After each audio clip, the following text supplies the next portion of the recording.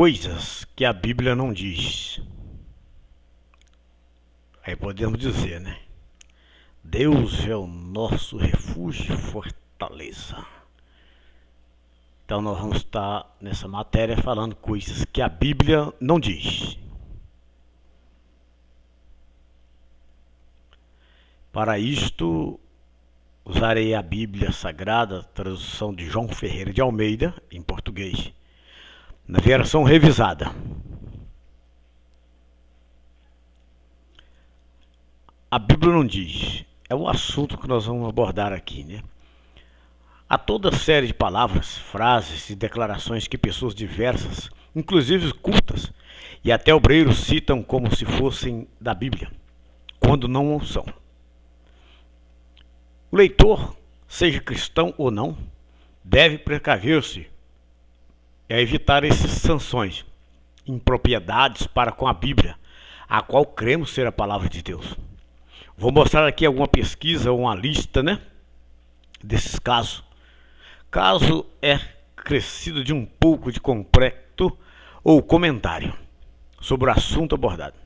Deus é digno de grande respeito. A Bíblia diz em Êxodo 3, capítulo 3, aliás, versículo 5, que diz o seguinte: prosseguiu Deus, não te chegues para cá, tira o sapato dos pés, porque o lugar que tu estás é terra santa.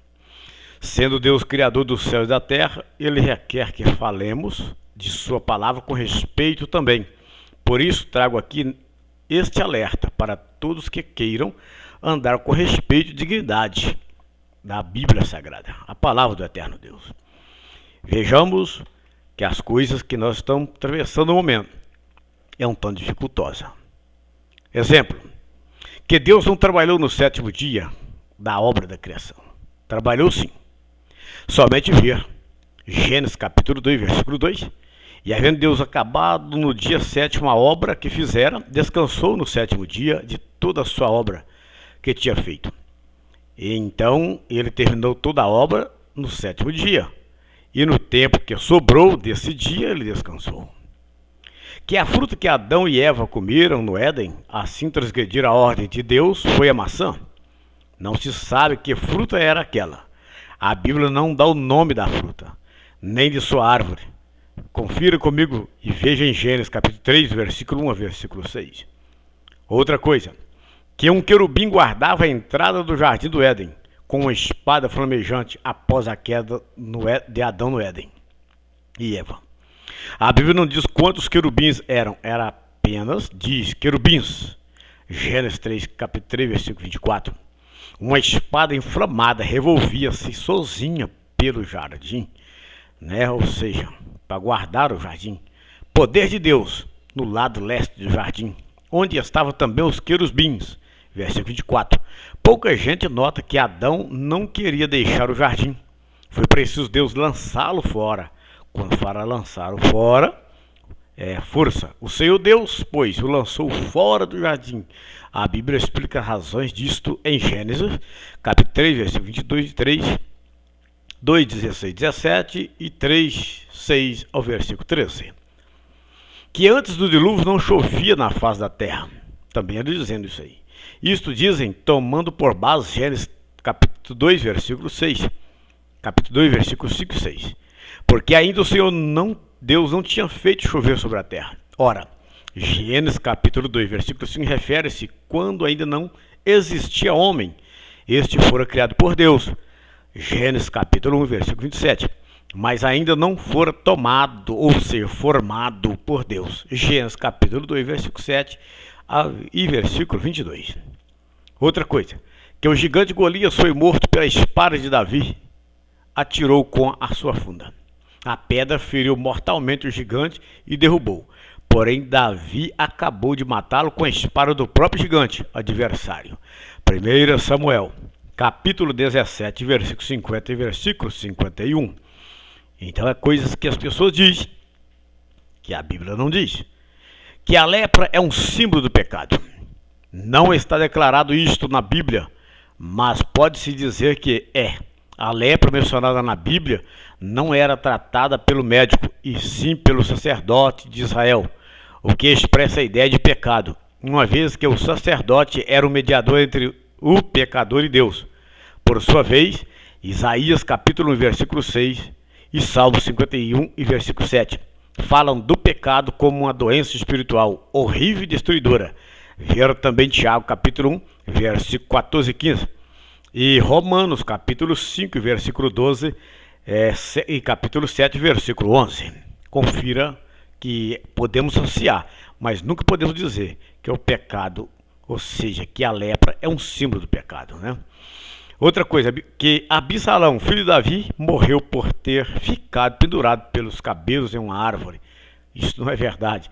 Absalão morreu pela mão do general Joabe, que atirou contra ele 3 lanças. Seus soldados também o feriram. Absalão estava antes vivo, preso pela a cabeça, pendurado em uma árvore na mata. 2 Samuel, capítulo 18, versículo 9, 10 e versículo 14 e versículo 15. Confira. Pega sua Bíblia e dá uma conferida. Que em Cantares, capítulo 2, versículo 1, a rosa de Saron é uma prefiguração de Jesus, o noivo celestial da igreja.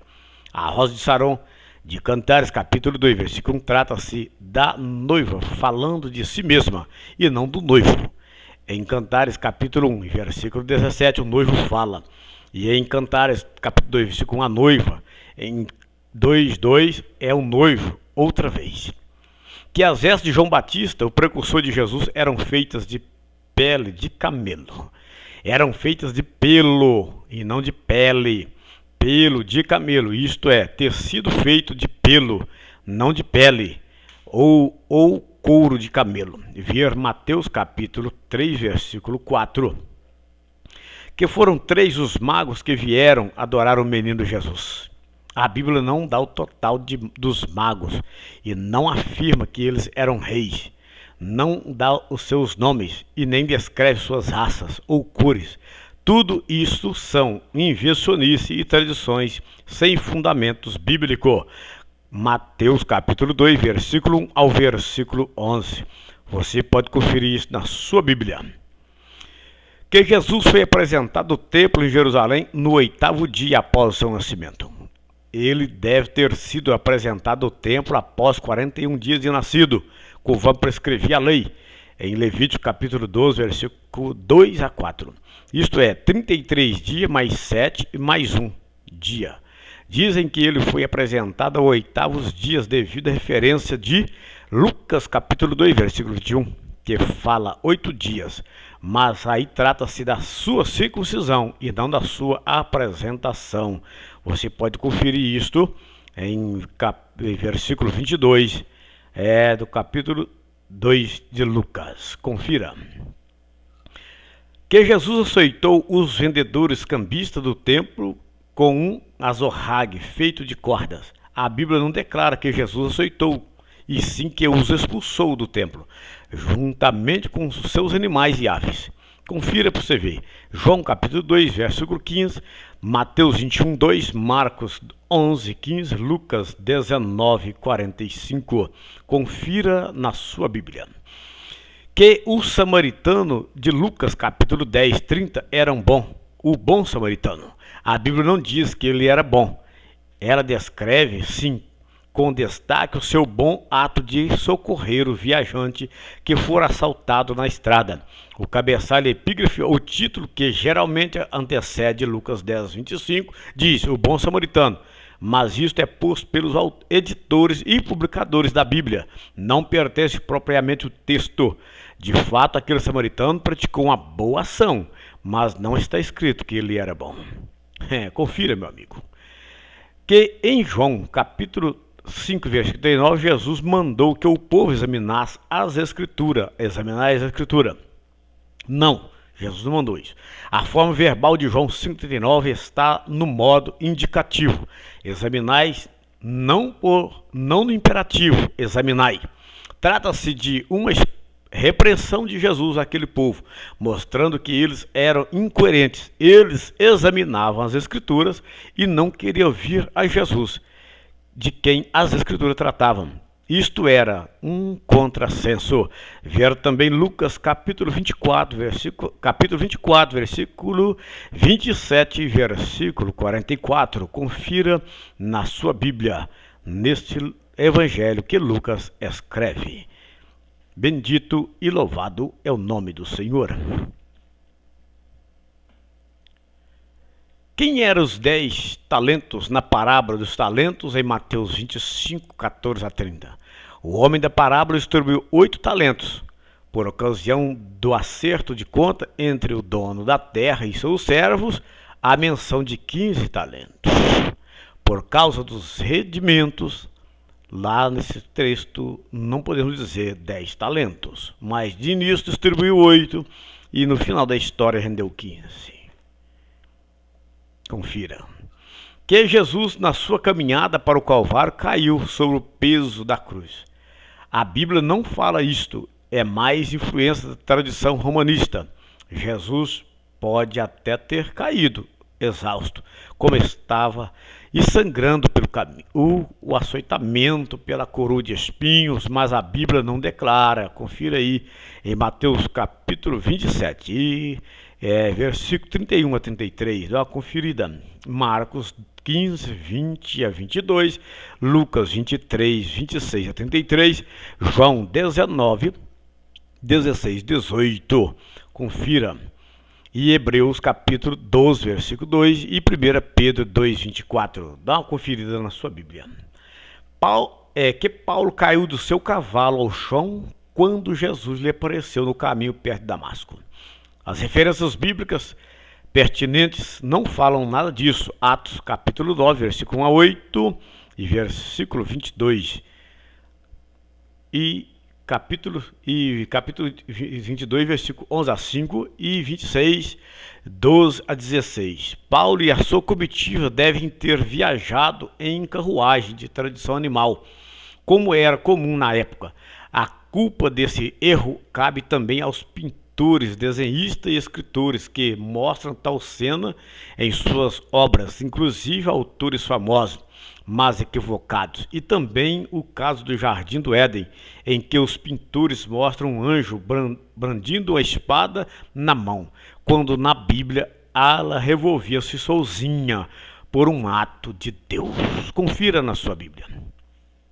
Que em 1 Coríntios capítulo 7, versículo 20 e versículo 24, a Bíblia ensina que o crente deve manter-se na ocupação em que se encontrava quando aceitou a Cristo Jesus. A Bíblia está falando aí do crente como cidadão do Estado perante as leis da sua nação. Ver o verso 21, que ele deve continuar dentro do possível, no estado ou condição social em que se encontrava no momento da sua conversão, mas surgindo uma oportunidade propícia, ele deve aproveitar para melhorar a sua condição de cidadão. Confira na sua Bíblia que nós encontramos tudo isso aí. A Bíblia não diz também que, ou seja, confira primeiro na sua Bíblia, em 1 Coríntios capítulo 15, versículo 29, que dá a entender que os cristãos de Corinto praticavam o batismo pelos mortos. Não praticava. A Bíblia não está mencionando aqui esse batismo herético praticado por uma facção anticristã de Corinto. Paulo está mostrando aqui, pelo Espírito Santo, a incoerência deles, se não criam na ressurreição dos mortos. 1 Coríntios 15 e 12. Para que batizar os vivos para salvar os mortos? Era uma aberração da parte deles. Confira. Que em 2 Coríntios 3, 6, a letra, isto é, o saber, a cultura mata, querem dizer com isso que a cultura em geral é destrutiva. Ora, em 2 Coríntios capítulo 3, versículo 6, letra refere-se à dispensação da lei mosaica. Nada tem a ver com o saber. O conhecimento, a educação acadêmica é bastante, ou seja, confira no verso 7, aí da mesma leitura, capítulo 3, versículo 7, da mesma leitura. Você é inteligente. Nós temos que ter muita responsabilidade em falar das Escrituras. Nada daquilo que ela não diz, não é verdade? Que em Filipenses 3:8 a sabedoria humana é comparada ao esterco, A referência de Filipenses 3:8 trata-se da linguagem judaica e dos privilégios de Paulo, considerados em relação à sublimidade de Cristo e às bênçãos do Evangelho. Veja Filipenses capítulo 3, versículo 4 e 6. Que em Apocalipse 21, 9 a 10, a esposa do Cordeiro é a igreja. Ora, trata-se aí da cidade celestial, a Nova Jerusalém de Deus. É só examinar cuidadosamente os capítulos 21 e 22 de Apocalipse. Que o dinheiro é a raiz de todos os males. A Bíblia nenhum contém essa afirmação.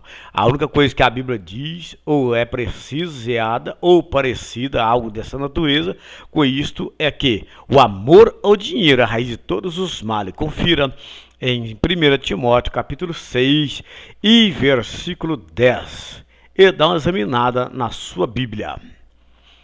Que a Bíblia diz: dá um passo para mim que eu darei dois para ti. Essas são palavras, são muito agradáveis, mas não são da Bíblia. Está apenas diz: chegai-vos para Deus e chegará para vós. Tiago capítulo 4, versículo 8. Outra coisa, e aí vai emendando, que devemos orar sempre de olhos fechados. A Bíblia não declara isso, entretanto é uma necessidade, sabe a atitude do crente que ora. Orar de joelhos, ou seja, orar de olhos fechados é algo automático para o crente, mas não que seja obrigatório.